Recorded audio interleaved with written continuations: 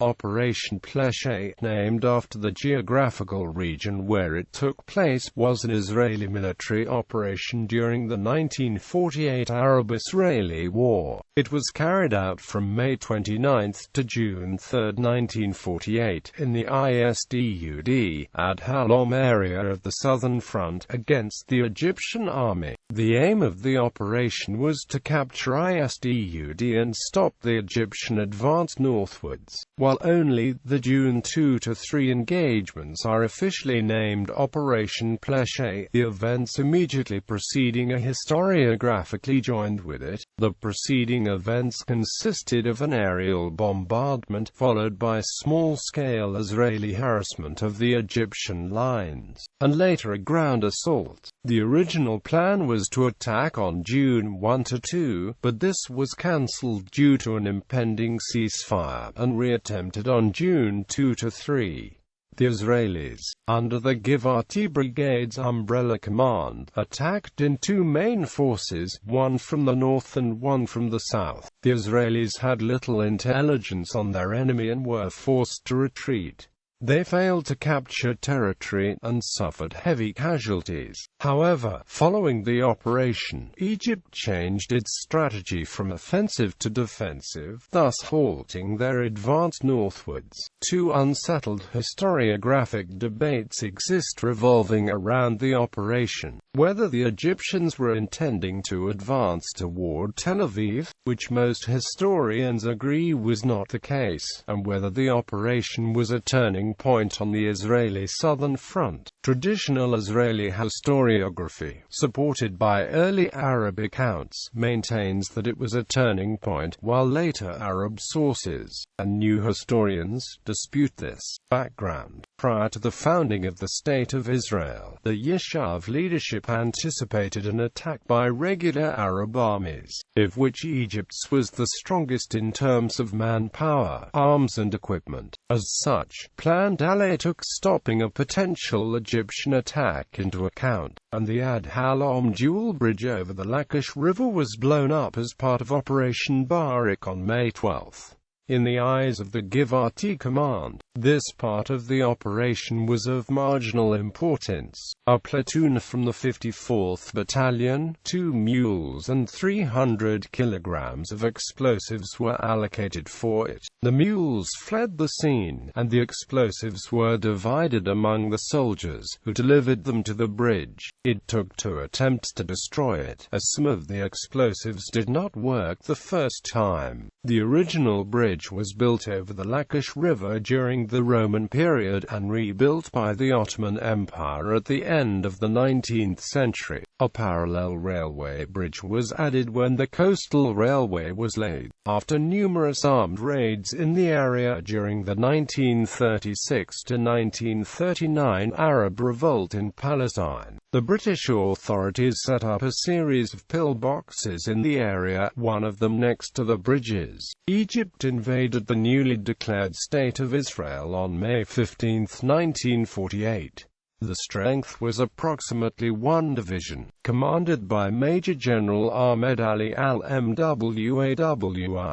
Their advance was three-pronged. The main column moved north through what is today the Gaza Strip and attacked Kfar Darum. Another column went east toward Beersheba, and a third attacked Kibbutz Nirim. On May 17, a small force split off from Beersheba to link up with more Egyptian forces at Arya al-Hafir. On May 19, the main column attacked Yad Mordecai, and on May 20, the main force in Beersheba set out to link with the Jordanian Arab Legion in Hebron. On May 21, Cairo sent an urgent message to its units in Palestine, saying, "We want al-Majdal today." Following the Israeli Operation Bin Nun on May 25, the Jordanian Arab Legion pressured the Egyptians to move northwards to the Ramla-Akia-Yibna area, in order to connect later with the Legion at Bab al-Wad.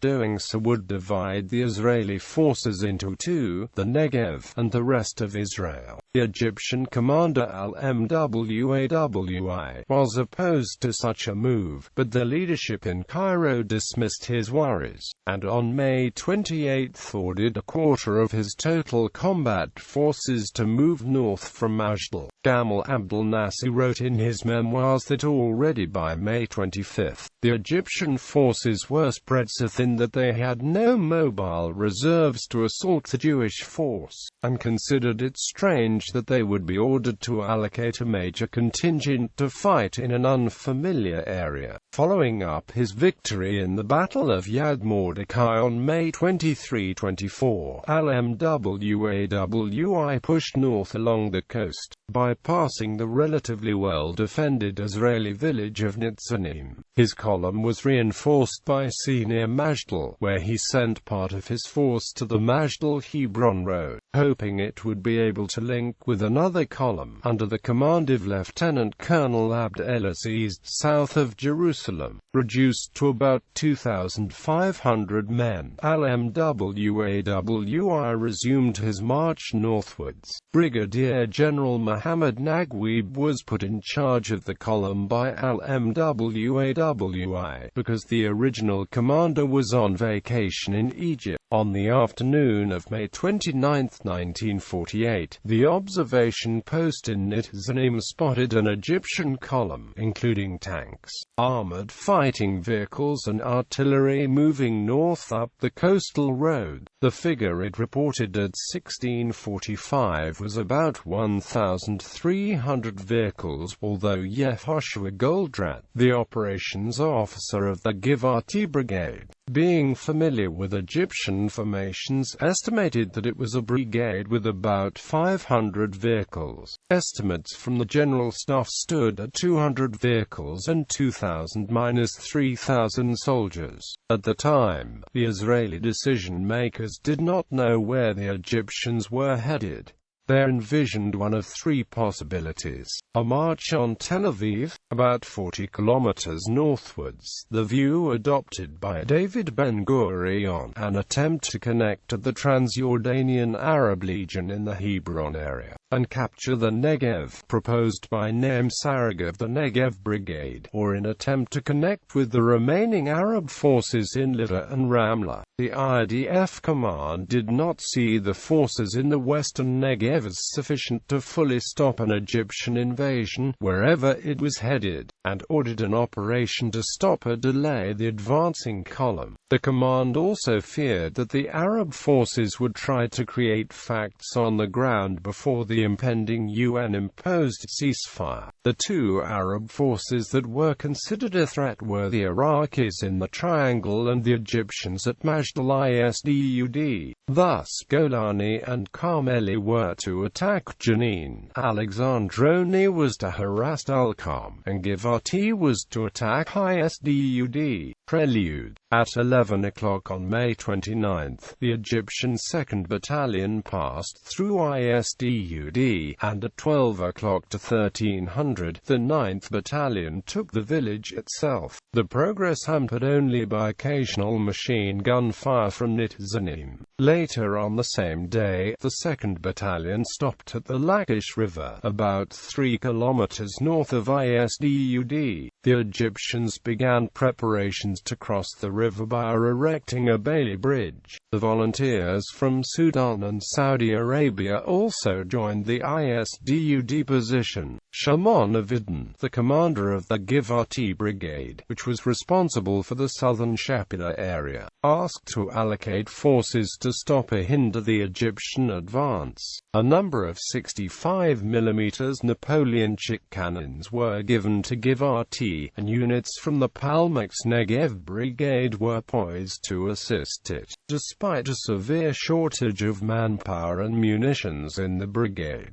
on May 28, Czech technicians at the Ekron Air Base finished assembling 4 Avia S-199 planes brought from Czechoslovakia, which were meant to harass the Egyptian Air Force base at El Arish, thus forming the IDF's first fighter squadron. Despite being untested, the Chief of Operations Yigal Yadin ordered the planes to assist Avidan's forces. According to Lou Leonard, an American pilot who flew one of the fighters, Yadin told the pilots that Givat were desperate because between the Egyptian army of 10,000 men with several hundred vehicles and Tel Aviv, stood only about 250 Israeli soldiers. The Egyptians were so confident of victory that they were lined up bumper to bumper behind the bridge. Airstrike at 1800, the 4 fighter planes left Ekron to bomb and strafe the Egyptian lines concentrated near the bridge. Each plane had 2 70 kg bombs, 2 13mm machine guns and 2 20mm cannons. The pilots were Lou Leonard, Mordecai Alon, Isa Weizman and Eddie Cohen, in that order. The attack was disorganized, and the damage it did was minimal. Leonard came from the north and dropped his bombs in the middle of Isdud. He them circled and strafed the Egyptians from the southeast and then the north again, before his cockpit was hit and he decided to return to Ekron. According to him, the cannons ceased to fire after the first 10 rounds, and he began to smell cordite. Alon also made 3 runs on a large concentration of vehicles south of Isdud. He returned to Ekron through the sea. Weizman circled and attacked the Egyptians from the south, then the west, and then the south again. His cannons stopped firing after 1 round. The Egyptian army unleashed its full anti-aircraft arsenal and hit Alon's plane, but he managed to crash-land unharmed at 20:05. Performing a ground loop, Weizman landed at 20:15. Eddie Cohen, a volunteer pilot from South Africa, crashed and died, although it is unknown whether he was hit by anti-aircraft fire, or a technical problem caused the plane to malfunction. A report by Dan Tolkovsky, the Israeli Air Force operations officer at the time, stated that Cohen likely attempted to land at the Hatzor Air Base instead of Ekron, where eyewitnesses saw a burning plane crashing in the distance. He was the first Israeli Air Force skier, and was buried in Tel Aviv after his remains were found at the end of 1949. Even so, the Egyptians were caught by complete surprise and the attack had a profound psychological effect. This was the first time that such aircraft had been used. The Arab armies had previously had complete air superiority and had no knowledge of the existence of fighter aircraft in the Israeli Air Force. An intercepted Egyptian radio message stated, "We have been heavily attacked by enemy aircraft. We're dispersing." The official Egyptian report assessed that there were only 2 airplanes, and that they were Spitfires. According to Isa Weizman, the airplanes had not been tested before the attack, and there was no evidence that they could fly or fire the weapons. However, the pilots considered this a minor issue in light of the fact that they were making history by being the first to fly Israeli fighter planes. The combination of the appearance of the IF, the introduction of Israeli artillery, the Israeli defenses and the threat to his flank convinced Al-Mwawi to stop. He concluded that his forces were overstretched and that his positions needed to be consolidated. He left Brigadier General Mohammad Naguib in command of Isdud and ordered him to dig in operations on May 30, June 1 between May 29 and June 2. The Israel Defense Forces constantly bombarded the Egyptians in Isdud with Napoleonic cannons, and Givat patrols harassed the Egyptian lines. The 51st Battalion was tasked with laying mines along the main road near Isdud, Javanah and Hill 69. The 3rd Company of the 53rd Battalion, commanded by Yosef Geva, was tasked with harassing the enemy lines, while the 1st Company of the 54th Battalion, commanded by R.U. Kotso, was ordered to assault several targets. In his book In the Fields of Philistia, Uri Avneri, who participated in the battles, wrote of the harassment operation that during those days the Egyptians were fearing an Israeli attack and were firing in all directions and launching flares in hopes of discovering their enemy. Of the preparations, he wrote, "On the night of May 30th, the 54th Battalion's 1st Company attacked the area around Isdud's railway station, but was outgunned and had to retreat with 4 wounded. According to the company's report, the food that was given to them was rotten and further deteriorated the soldiers' ability to fight." On May 31st, the Egyptian radio described the attack as a victory, and claimed hundreds of dead Israelis. The 3rd Company was unsuccessful, as intelligence on precise Egyptian positions was sparse, while the company gave its position away quickly. An Egyptian mortar scored directed on one of the company's squads, which caused casualties and panic. One of the soldiers ran for cover, but lost direction, and ended up in Isdud. He walked around the village unnoticed and found a chance to return to Givati, and provided the command with invaluable information for the operation. On May 30th, the General Staff ordered the creation of a new battalion in Givati, the 57th, that would consist of about 200 Irgunists. 100 rifles for the battalion were provided by Givati, with 50 to 80 more provided by the General Staff. The brigade commander of Idden also created 2 new companies, one in the 54th Battalion, and one in the 55th, consisting of 80 persons each. These combined forces were tasked with the mission of capturing the Arab Yibna, although the attack never materialized because the battalion took off completely unprepared, lost its way, and returned to its starting position. Also in May 30th, 4 light planes set out from Isdud Airport to bomb the area of Isdud, although only one repeat pilot spotted his target. He could not tell if any of the bombs actually exploded. The General Staff issued an order to attack the Egyptian positions with a force 3 battalions strong. The attack was meant to take place on the night of June 1 to 2, and at about midnight the units involved took up positions from which the assault was meant to take off. The 51st Battalion set up positions in the Yavna Hatzor area, the 53rd Battalion in the Beer-2 via Kfar Warburg area, and the 54th entered a company into the Gedera Bashit area. At the last minute, the General Staff cancelled the order because of an imminent ceasefire. The ceasefire did not take effect, however, and the attack was postponed to the night of June 2 to 3. The Egyptians discovered the original plan, and were prepared to engage the Israeli forces. Cancelled attack on June 1 to 2 and subsequent reorganizations. The Israeli General Staff called for a full-scale assault on the Egyptian positions, but backed out at the last minute due to ceasefire talks. The General Staff's order, sent among others to the Givati, 7th and Negev brigades, estimated that the Egyptian forces consisted of 2,000 troops between Ashdod and the bridges to the north. The order called for the annihilation of the force on the night of June 1 to 2, first by staging a major attack on the supply lines, and later by assaulting and capturing Isdud. The command was officially given to Givati.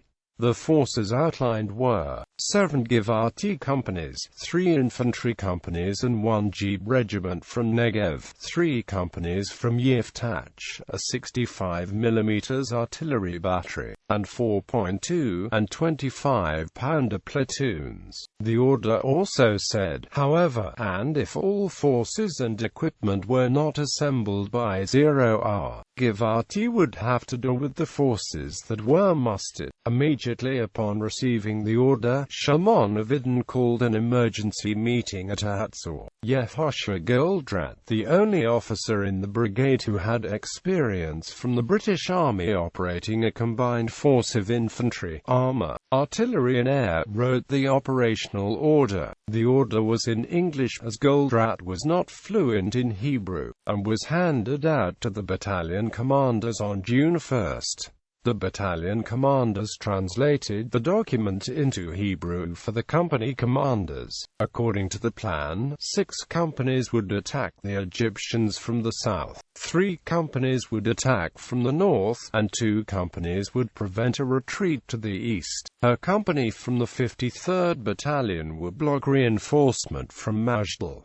Only senior officers knew of the full plans however. Simha Shiloni, commander of the Palmach forces, commented that his forces came exhausted and completely unprepared to the assembly points, and he had given consent for their deployment only after being assured that they would serve as the operational reserve. 0 hour was set for 3 o'clock on the night of June 1–2, but at the last moment an order came down to cancel the attack. This was a significant blow to the troops' morale, especially because before the operation, Abba Kovner, the culture officer of Givati, made a speech claiming that the attack would be an historic moment when the IDF would annihilate the Egyptian forces. Shraga Gafni, in his book The Good Sapper Alex, and Uri Avneri in the Fields of Philistia, provided excerpts from the speech. Tonight for the first time you will hear the wrath of our airplanes and the thunder of our cannons, because the goal is not to capture a single village or territory, but to destroy the Egyptian column. The Air Force, artillery and infantry this time will act together. Everything that could possibly have been prepared was. Orders were immediately issued to start new preparations. Under the new ones, 2 companies from the 51st Battalion were to base themselves in Hatzor and Barca, respectively. The 52nd Battalion was to prepare at Camp Bilou. The 53rd Battalion was to put 2 companies in Be'er Tuvia, 2 platoons in Negba, and 1 in Kfar Warburg. 2 companies from the 54th were to be placed at Tel Nof.